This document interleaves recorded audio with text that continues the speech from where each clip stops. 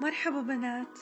بهذا الفيديو حبيت أفرجيكم ديكورات شفتها على الإنترنت للغرفة، وحبيت أفرجيكم كيف بتنعمل. بتمنى يعجبكم الفيديو.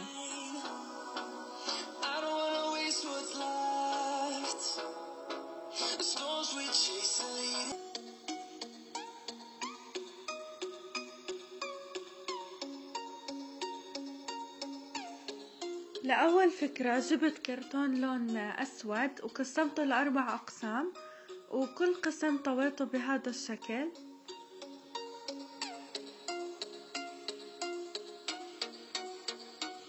وبعدين رسمت جناح فراشة على ورقة وحطيته على الكرتون وقصيته عشان تطلع عندي فراشة.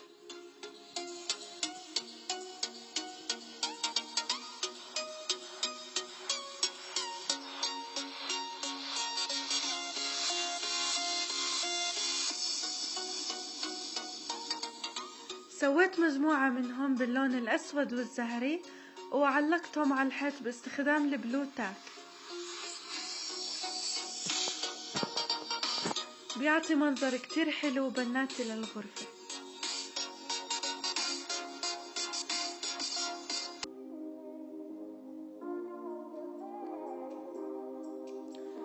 الفكرة الثانية انه تجيبي غطاية لعلبة شوكولاتة تكون حديد وتعلقيها على الحيط. انا علقتها باستخدام البلو تاك، حطيت عليها اشياء مغناطيس بيطلع شكلها كتير حلو.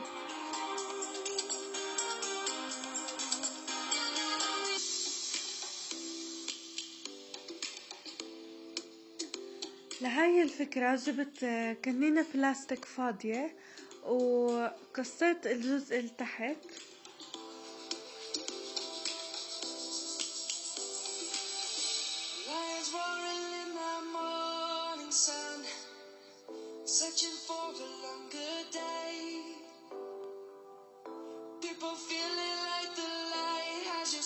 وبعدين رسمت عليها دنين بسة لحتى تطلع معي بسة بالآخر.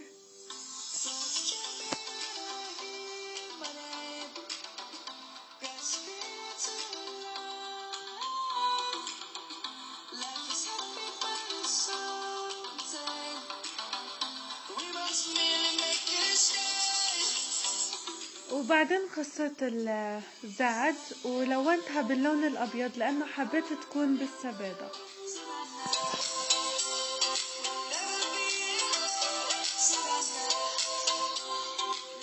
وبعدين رسمت العيون والثوم وهيكي.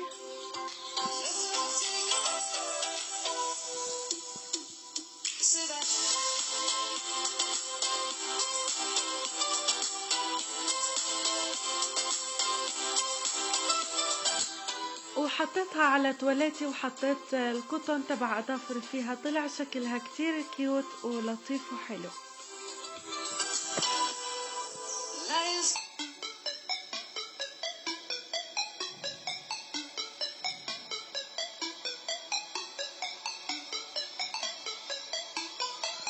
لهاي الفكرة جبت مطربان فاضي وحطيت فيه حجار صغيرة ملونة.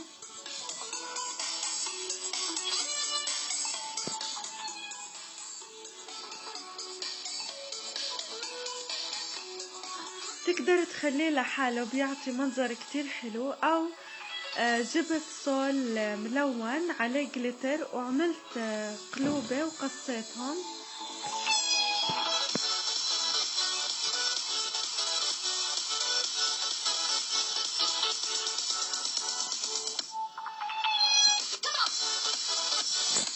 سويت كمان باللون الأزرق.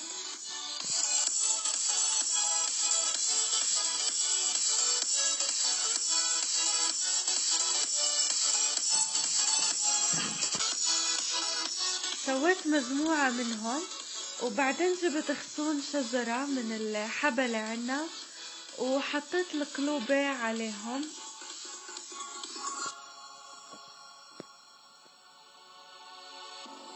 انكسر المقص من الغصن.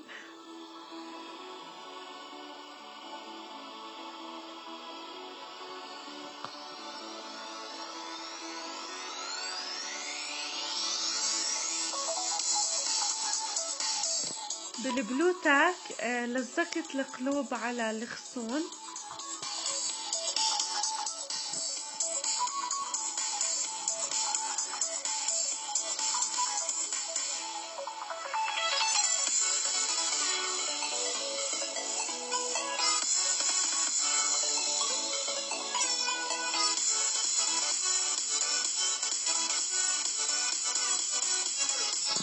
طلع شكلهم كتير حلو، وحطيت على تواليتي واعطاه منظر كتير حلو.